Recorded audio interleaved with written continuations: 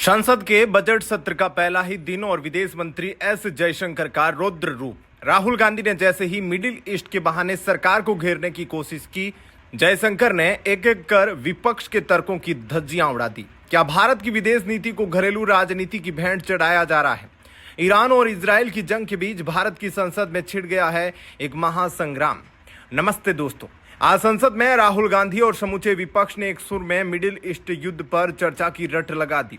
पर जयशंकर के कड़े रुख ने साफ कर दिया कि यह नया भारत है जो अपनी विदेश नीति वोट बैंक को देकर नहीं बल्कि नेशनल इंटरेस्ट को देकर तय करता है। आज हम देखेंगे कि कैसे राहुल गांधी ने चर्चा की मांग तो की, लेकिन जयशंकर के तथ्यों के सामने वे चारों खाने चित हो गए। हंगामे के बीच जयशंकर ने दहाड़ते हुए कहा कि हमारी प्राथमिकता भारतीयों की सुरक्षा है, नारेबाजी नहीं। जयशंकर ने बताया कि सरकार ने 67,000 से ज्यादा भारतीयों को वापस लाने का फुल प्रूफ प्लान तैयार कर रखा है।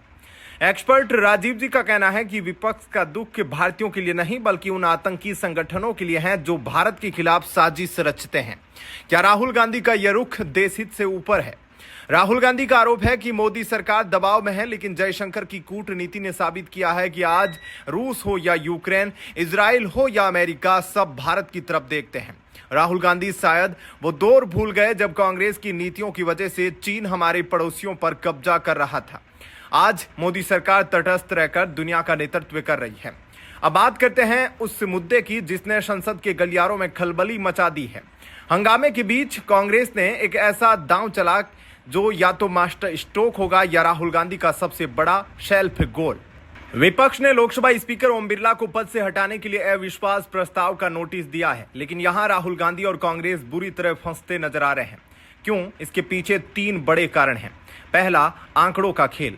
किसी भी स्पीकर को हटाने के लिए सदन में बहुमत चाहिए। आज की स्थिति देखिए, एनडीए के पास 340 से 350 के बीच का मजबूत आंकड़ा है, जबकि पूरा विपक्ष एकजुट होकर भी 230 से 235 से आगे नहीं बढ़ पा रहा। तो सवाल यह है कि जब हार तय है तो यह जंग क्यों? दूसरा, परसेप्शन की राजनीति। विशेषज्ञ राजीव जी का मानना है कि राहुल गांधी जानते हैं कि वे जीत नहीं सकते। उनका मकसद सिर्फ एक परसेप्शन बनाना है कि विपक्ष की आवाज दबाई जा रही है और स्पीकर पक्षपाती है। वे दुनिया को दिखाना चाहते हैं कि उनका माइक बंद कर दिया जाता है। तीसरा, विपक्ष में फूट। चौंकाने वाली बात यह है कि इस प्रस्ताव पर विपक्षी गठबंधन के अंदर ही दरार दिखने लगी है।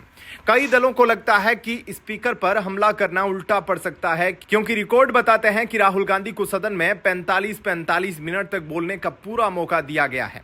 सच तो यह है कि जब इस प्रस्ताव पर चर्चा होगी तो बीजेपी राहुल गांधी के पुराने व्यवहार, सदन की गरिमा को ठेस पहुंचाने और नियमों को तोड़ने वाले कृत्यों का कच्चा चिट्ठा खोल देगी।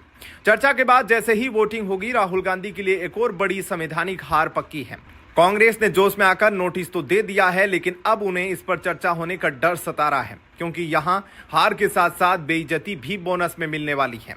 दोस्तों, क्या जयशंकर ने राहुल गांधी को सही जवाब दिया? क्या विपक्ष सिर्फ राजनीति के लिए हंगामा कर रहा है?